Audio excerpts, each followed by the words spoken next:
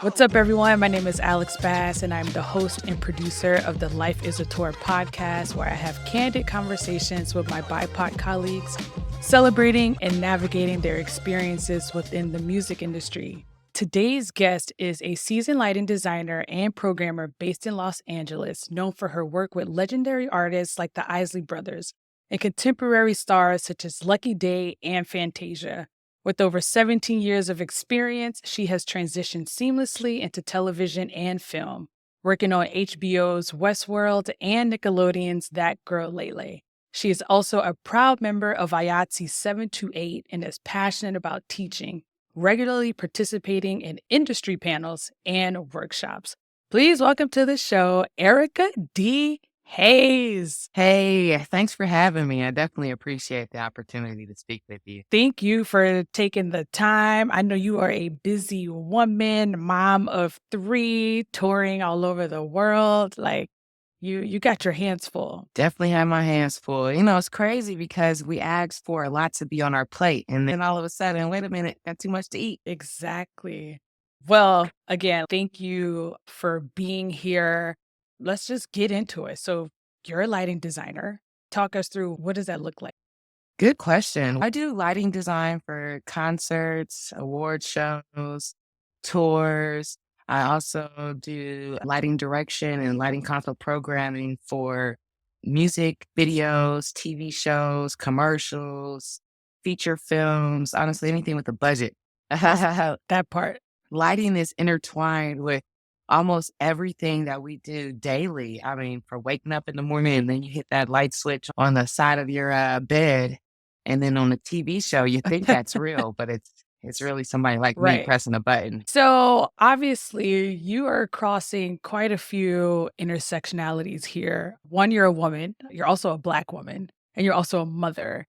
You have a family. First of all, how many Black LDs do you see on the road? That's a good question. We're unicorns out here. There's not many of us. I can name 5 that I personally work with, and there's probably 10 that I probably ran into over the last Wow. 17 years of me doing this. But all of us are trying to bring more of us into the industry. And how many women are LDs? Because that's the real unicorn. It's like, yes, Black people, we are unicorns, just generally speaking. But Black women, Shoot, I thought we were talking about just women just now, because I mean, there's way more Black men in the sure, industry. They definitely have joined the good old boys club a lot sooner than us. right. I mean, Black women, we're definitely unicorns out here. And we have a niche. A lot of the Black women LDs that I've run into, they don't necessarily do everything. They have a specific clientele that they built over the years, or specific tour managers or production managers that they've been working with that has helped them keep that niche together. But we're definitely unicorns. Yeah. So you and I, we met, it was 10 years ago on the Truth Tour with Robert Glasper and Lettucey. That was a time. That was a time, a core memory, if you will. Right. Tell us a little bit about your transition from that time that I met you from now, because I think between the both of us and just anybody within a 10-year span, we've grown and we've changed and we've elevated in so many ways. So tell us a little bit about where you were 10 years ago when I met you and where you are now. Wow, that is a deep question because I actually just did a tour with Lettucey a couple months Really? ago. Yeah. Yeah, and she brought up the whole, it was 10 years since our last tour. And a lot has changed since then. I've joined the union since then, which was a life-changing situation. I've started a family since then, which also changed and shifted my priorities. I've always done lighting for live events and corporate shows and things of that nature. But now I'm a little bit more pickier Mhm. about the clients that I work with, the way I let people talk to me. I'm a little pickier about the tours that I take, mainly because I do have the family at home and things of that nature. If I'm going to be away for extended periods of time, it's just got to make Right. sense. I ain't trying to be out here chasing people for checks no more. You know what I'm saying? Yeah, I've been a little bit pickier. since I've seen you last. And I had to piggyback on that because I have too. And I think as you grow in the business, as you gain more experience, you do get that privilege of being picky. But I think a lot of these companies, especially when you're operating from a independent contractor space, like they kind of prey on you a little bit and they take advantage and they're like, oh, well, we'll pay you this. And I'm like, that's not going to work for me. But Right. before, when you were maybe a little greener or just younger or less experienced, of course, people are going to pay the least amount they can. They gonna try you, absolutely. And, when I first got into the industry, I wanted to work with everybody. I was like, "I wanna work with anybody with a budget." But now my standards are a little bit, broader than just the budget. Sure. How often do you pay? What's your payment Right. schedule? Are you guys good people? Listen. Things like, will there be food there? Will there be food there? Is my number one question nowadays. Yeah. Because the fact that people don't want to feed their crew is insane to me that that's like a real thing that you have to be like, like fighting to get your crew fed. I'm like, why are we doing this? Like, this should be Yeah. mandatory. Because, baby, if I don't eat, we going to have a problem. A problem by noon or 2 o'clock at Exactly. least, Imma get hangry. Period. So I started to keep snacks on me. I, travel with a cup of noodles just in case I run into that type of Mhm. production. I'm like, "Alright, I gotta eat something. Let me just heat this Right. up." You know what I'm saying? Right. Because now when you start to ask more questions, we lean into holding these production companies a little bit more accountable for one, how they treat their contractors and their crew, because now you can't say this wasn't talked about or we didn't ask about it. It's like, hey, when are the breaks? What's the pay? What's the hourly? What's the overtime? Is there overtime? Like, how does this work for you? Because listen, people go get over it. They go try to get over as much as you let them. And now it's like Absolutely. we're not doing that. No, asking more questions. I mean, and for me, it used to be like, "Oh, man, the tour manager may not hire me because I'm asking too many questions." But now I'm on the other side. It's like, man, I don't even want to work with people who don't want to answer these questions. And the offers Correct. that I'm getting now have all those questions answered in the initial offer. Like, hey, we pay this much. This is what per diem is. These are the days off. We're not sharing rooms. This is how many tour buses we have. This is the crew that we're hiring, things of that nature. All the general questions that I would ask. This is not a buyout tour. The Right. days there is a buyout, this is the minimum that you would get in cash and not added to your check. Those extra questions that just comes with time and professionalism, but Mhm. also getting burnt. We've been all burnt too many times. Too many times. So this kind of goes into something we touched base on. We were talking about like checks and balances and just industry standards. Why do you think there's a lack of industry standard? Because we don't have like, okay, if you come into this tour as an LD with this amount of experience, you're going to get paid this. Your per diem will be this. Da, da, da, da. This is the standard for this role for this much experience, right? There is none of that. People are just like, I'll pay you $1,000 a week. And you're like, no. That's tough.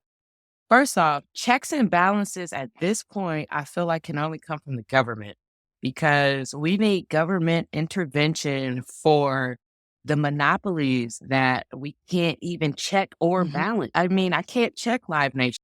I can't check Ticketmaster. I personally Right. can't, you know what I'm saying? And if they are taking advantage of the artist, well, then the artist then has this domino effect of like, okay, well, I haven't even been paid yet. So, once I get paid from Live Nation, I'm gonna pay you, Right. so they taking advantage of us too. So there's this crazy domino effect that comes from the lack of checks and balances. And I just feel like president got to do Ah, something. Mr. Biden, listen. sir, you said something about Ticketmaster a couple months ago. I'm gonna need you to follow up on that. So yeah, it's all from the top. And unfortunately, I think the people who get the brunt of it are the crew, and Yeah, like we're waiting for checks to come in. We're dealing with managers and tour managers who are picking and choosing how to handle people and how to pay people, when to pay people, or, Mm. if you even deserve a decent wage. Whoa, I've been experiencing that lately, and I'm like, huh, I don't like this picking and choosing of when you send my invoice in. Like, that's weird to me. Right. Now that we're on this topic, I have a question because this has been something I've been asking people in my network, and the responses are different with older crew, right? Like people who've been in the business Hmm. longer than us millennials, right? So, how do you feel about like, having a deposit for an event? Because, like, before I start a show, hey, okay, I agree to these terms, but I need 25%, 50% to even sign this contract. How do you feel about that? On the receiving end of I need a deposit before I book this, it's like a no-brainer, especially for people who aren't in this industry. They're like, why wouldn't you take a deposit before you take this Mhm. service? And in the bigger scheme of things, you look at our vendors, the sound companies are providing the audio gear, the lighting companies providing the lights and things of that nature. They ain't coming out and doing nothing without getting their money up Correct. front, whether it's a deposit up front or the whole thing. And I've recently just gotten to this really awkward situation. I want to say it was the Richmond Jazz Fest, but whatever. We're not going to get into where it was. It was just the most awkward situation because the lighting vendor had not been paid yet, and he held us hostage until the promoter came and gave him a check. He's like, "Oh, well, I can't turn on the lighting rig and power on the generator until they give me this check." And it's like eating into our sound check and stuff Mhm. like that. And I'm like, I don't got nothing to do with this. I just know my artist is gonna be here in 15 minutes and I haven't been able to touch the lights yet. So like, I'm gonna need you guys to figure it out. And he's like, "Oh, well, I need you to get your manager on the line, to get the promoter on the line. And I'm sorry I have to do it this way, but like, cause he's just been with that promoter for so long and not getting paid on the back end. Wow. So like, I get it. I get it, and in retrospect, I work with so many artists over the years who just don't pay, whether they give you that deposit up front and you'll never see the back end, or whether, the back end comes 30 days and we agree to, next week or next week or Mhm. next week or next week. So it's just, I don't know how to combat that. If people want to do grimy work, they're going to do grimy work. Sure. I mean, I feel like with these old heads, right? They're like, well, for me, it's easier to choose someone to work on a show who's not going to be like, oh, I need this, I need that, because it's easier for them to not have to go through the process of doing this extra work. Let's call it that, right? Of like, oh, let me write this contract, let me give you this deposit, da da da da da. They want people to just be ready to go when they call up, like, hey, we're finally ready for you. And it's like, that's not real life. Not anymore. Like I do realize things were different, right? We all know the industry was different and we did this for this pay and we worked this many hours. But baby, it's 2024, Mhm. like when does a transition happen as a whole? Because it's like we're consistently fighting people for regular, standard, proper procedures. For me, the changes started to happen when I went from tech to lighting director and then lighting director to lighting Mhm. designer. As lighting designer, I demand an upfront deposit to even think about designing your Sure. show because we're talking about weeks in advance before rehearsals where I'm drawing up lighting Mhm. plots, going back and forth with different production designers, set designers, advancing the show and things of that nature, hiring programmers if it's not me, and this, that, and the other. And I'm like, I am not doing that much work without seeing no money because a lot of times people don't even know what you're doing Exactly. until they like, hey, I need that tech writer. Where's the tech writer? Where's the tech writer? I'm like, hey, ha, ha, just jump the tech writer. We have to talk this through. And here is why I need my deposit. We have to build it out. I mean, what kind of venues are we doing? Is this an arena Mhm. tour? Is this a club tour? There's so many things you have to think about and talk through with your teammates that take time and money. So, from going from stagehand to designer, it went from just being a paid hand to okay, now I need that money up front, or you're not even getting the Yeah. design. You're not even getting to the stagehand Yeah. aspect. I love that transition though. Stagehand to lighting designer. It's a beautiful thing when you think about it because it just shows there is growth in this business and I don't think people realize that, right? You don't just come into Hmm. this like, I'm an LD.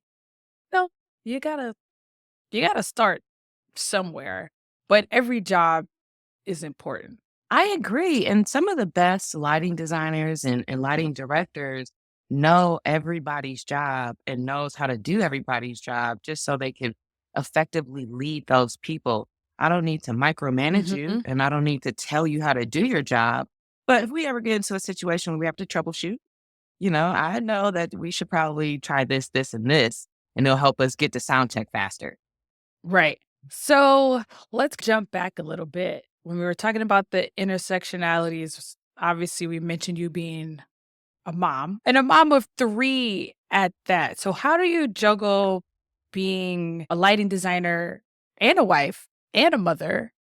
How does that work? Especially because for the women in the industry, we're already just hit with so many different struggles between being overlooked for positions, sexual harassment, and just all the things, right? So, how do you juggle having a family, especially when sometimes that's looked down on, having children in this It is industry? absolutely looked down on, only from women, Mm. though. Like, I've only been discriminated against from women in this industry Really? for either being pregnant or for having a family. They're like, "Oh, you should be at home with the kids. Where the kids at?" I'm like, "They with their daddy." They Period. with their daddy. It takes a village.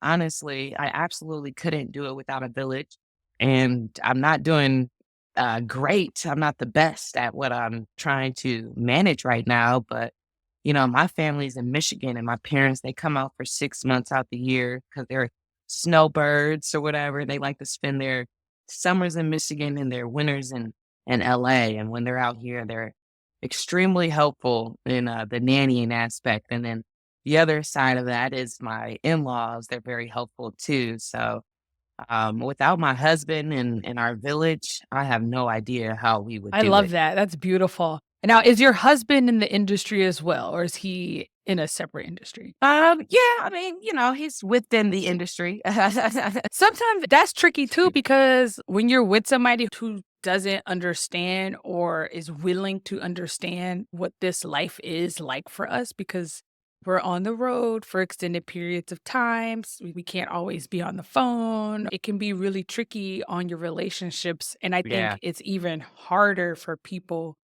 who are partnered with someone not in the industry, or at least has facts. a bit of an in-depth knowledge of what it takes to be in the industry, right? Like you don't necessarily have to be in it, but just having a clear understanding of what it takes for us to do our job and then appreciate us for wanting to do our job. Facts.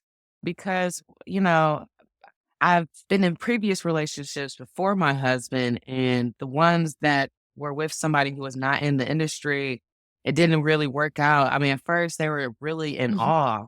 They like, "Oh, concerts, that's fun. Oh, shows, that's fun."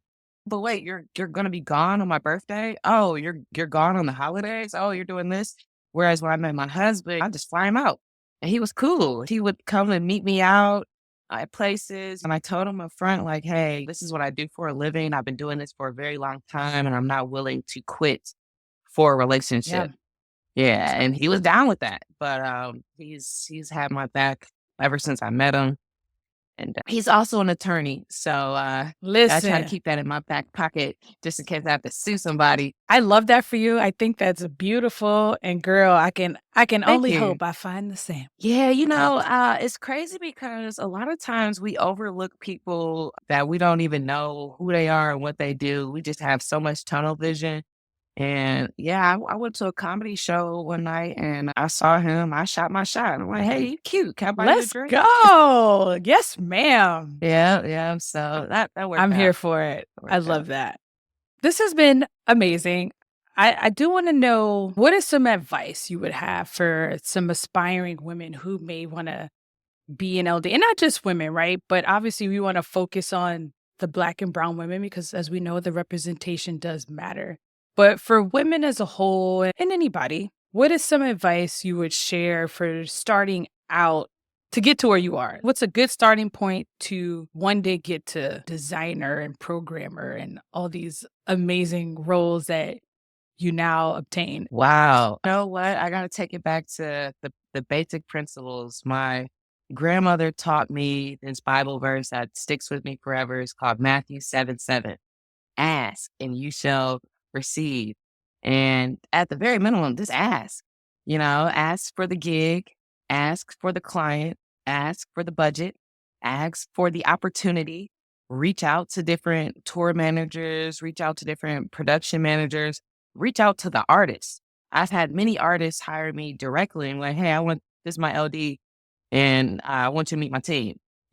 That's happened many times for me. So at the very minimum, just ask for what you want. And if there's other LDs that are in positions that you want to be in, reach out to them and tell them, like, hey, I would love to work with you or work with some of your clients and things of that nature. And you have no idea how many people are already Mhm. overwhelmed that would love to subcontract a gig to somebody else, especially if they could make money off of your services. You're absolutely right. That's some really great advice. Ask and ye shall receive. And listen, I'ma receive that advice too, because I think sometimes we let that imposter syndrome get the best of us, and we gotta let that go. We really gotta let that go. Yeah, the imposter syndrome is a real thing. And then I've seen so many people fail up in this industry. I mean, in our country, we had a president who was completely unqualified to be president, and they're talking about Yeah. reelecting him.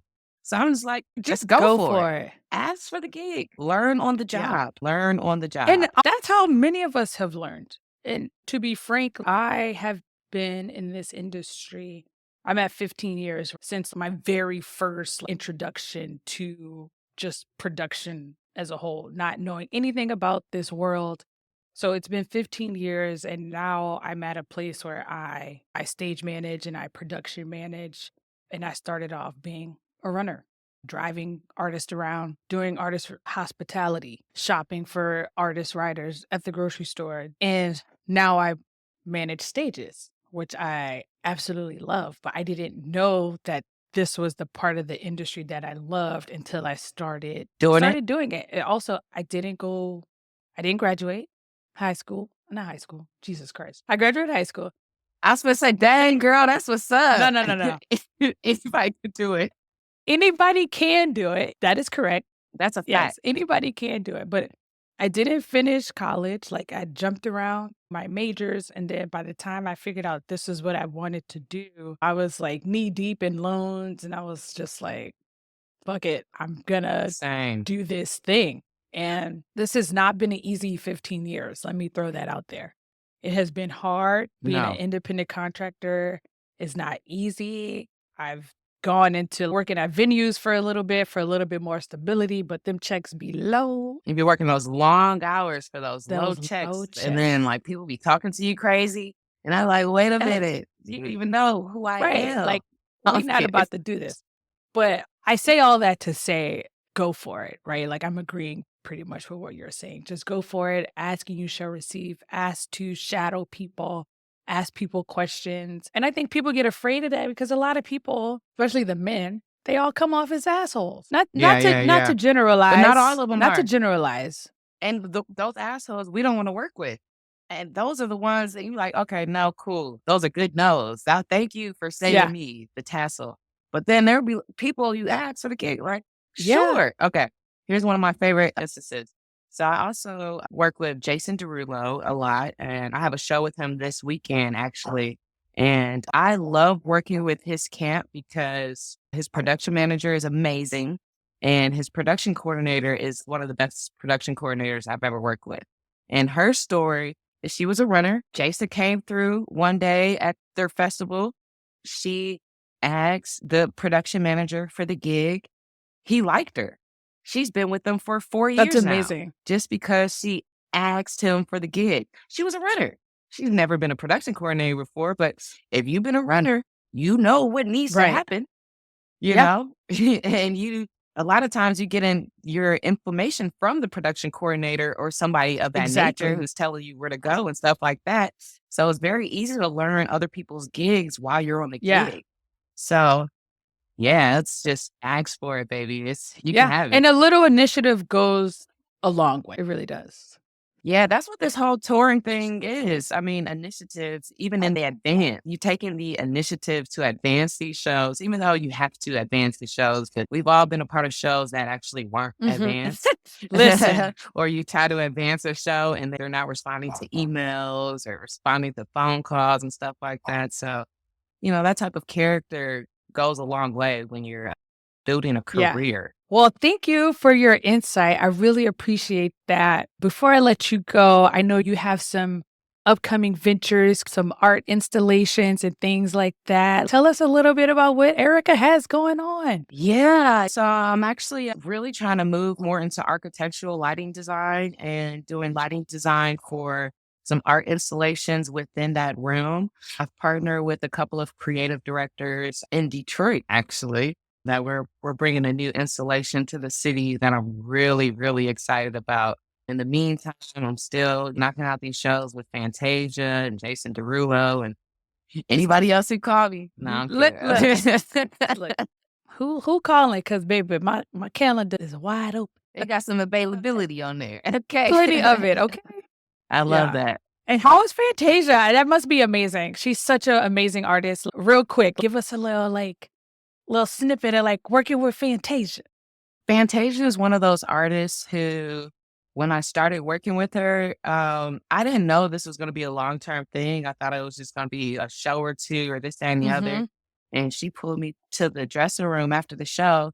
She was like, I'm rocking with you. And I was like, oh, you fucking with it? And she started laughing because she a church girl. I forgot I was in a professional environment. So I'm like, talking to my boss, like, oh, you fucking with it? That's crazy.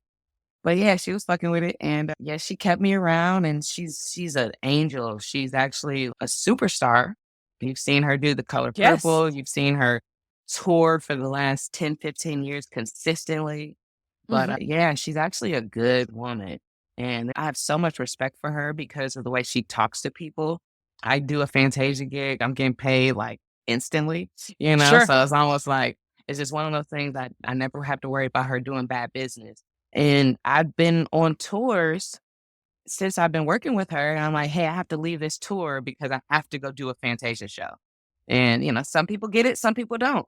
Yeah. And that's between me and her because Yeah. she fuck with me. And I said, I'm going to have your back on this.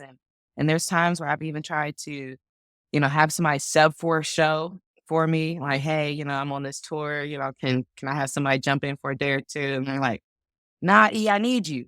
And I'm like, okay, I will be there. You know what I'm saying? Listen, blessings, baby, blessings. That is a true blessing, especially in this industry where inconsistency reigns supreme. It's hard to find an artist that you can really stick it out with and that wants to stick it out with you. And it's like when you find that, hold on to it tight. Many artists don't understand that. They go Yeah. through teams all the time. And that's another question that I ask when I get offered a gig. Like, what happened to the other LD? You just did a tour. Why don't you have the same team before? Sometimes I do some background research before even asking them. And okay, I know who the other LD was. Let me reach out to them. Oh, you didn't get paid yet. Oh, this happened. Oh, so there's always some underlying factors that makes you want to ask a couple more questions. Sure. And I mean, sometimes people are just busy too. They start to just fill up their Yeah. calendars where they can because, again, this business is so inconsistent. And like we talked about getting burned, it's so easy to get burned. So you're just constantly trying to fill the gaps. That way, if something does Yeah. happen, okay, maybe I at least have this other gig because this gig fell Yep. through. And it's like, baby, rent due. Kids got to go to school. They need uniforms. You got to feed them. No, it's the most. It is the most. And that's why I'm still I'm really battling with where I am right now in my transition because I ain't like that. Yeah. I mean, that was cool in my 20s, but I'm going into my 40s. Sure. And I don't want the same old, same old. And that's why holding on to relationships with like Fantasia or the Isley brothers and things of that nature. Have Jason Derulo, who, I mean, most people in America don't know how busy he is Mm-hmm. overseas. You know what I mean? But holding on to those relationships versus the big famous artist who's doing one tour a year, who may not keep you on for the whole tour type Sure. thing, you know? It's a very fine tight rope to go on because you could be on 6 great gigs and then this one gig call you and they're like, "Hey, cancel all your 6 great gigs you got and come on tour with us." And then that tour cancels, and then you canceled those 6 great gigs for that tour. And it's like, I don't wanna do that no more, you know? Yep. It makes me really uncomfortable because I walked away from really good TV shows to design tours for just some famous tours that are out right now, you know, and I got my design fee up front, you know, but the iffiness of the business makes me wanna be like, "Dang, I shoulda just kept my TV Yeah. show." It's tricky. And I'm well aware about the, hey, I need you on this show, cancel all your gigs. And then it's like, oh, we're so sorry. Management has eliminated It the went position. away. I'm like, that don't even make sense. But okay, my man, whatever you say. Whatever you say. And then the kicker was management telling the PM to tell me that I had ample enough time to find more work. And it's like, who are you to tell me what time I have? You don't know how my life Yep. is set up. You don't know what bills I have. You don't know anything. And it just goes to show how there's like, cause girl, we could sit here all day and just talk about how things flow from the top, and it's very inequitable on so many ways. The people at the top the people at the top are so disconnected from the whole process. Even when I'm on tour and they're like, per diem's coming every Saturday, and then Saturday comes, per diem's not there. And they're like, "Why are you tripping over $35 a day?" And I'm like, "It's supposed to be 50. Let's start Period. there. Or it's supposed to be the state minimum, but I accepted this $35 because I fuck with you, but now I don't because you said you was gonna do this and you didn't."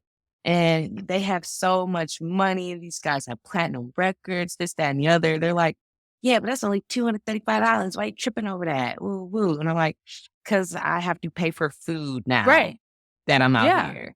You know, so they're so disconnected from the whole process that it makes it really, like, Yeah. awkward, to And be it makes it honest. hard to wanna continue to work in this space, right? But it's also like Yeah. this Yeah. labor of love, and we're also clearly not sane people because we love what we do. Thank you for saying that because the labor of love thing is something that I've kind of been falling out of. Mm. You know, I've had the labor of love for the last 17 years. And now I'm just like, I really need something more than me loving Yep. it because it doesn't love me Yep. back. And maybe it was the pandemic that taught me, like, oh, there's something else out here better than just like production. Like, my family is so fulfilling. I didn't even know I could be fulfilled in that aspect. You know, like before I had kids, I had a puppy. And coming home, my puppy was like really excited to see me. And like now I come home and my kids are like really excited to see me. Mommy's back from tour. Mommy's back from the airport. And I'm like, that's lit. That's beautiful. Yeah, it's just so much other stuff outside of production that I feel like production is great, Yeah, don't get me no, wrong, I but, mean, you look, know, we hear we hear it. We just go down the rabbit hole and feel like, you know, this is the end all be Sure. all, and there's so many other cool things in life that we could all dive into. Agreed, agreed. Well, Erica, this has been so amazing. Thank you so much for your time. We're gonna have to do a round two because I feel like we could Yeah, just go right? on and on and on and on and on.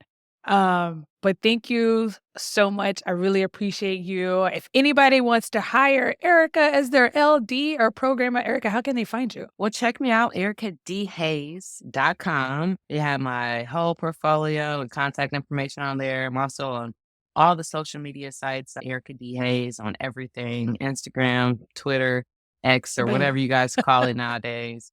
But yeah, we're out here. Awesome. Erica, thank you so much for joining. I really appreciate you. And thank you all for listening to the Life is a Tour podcast.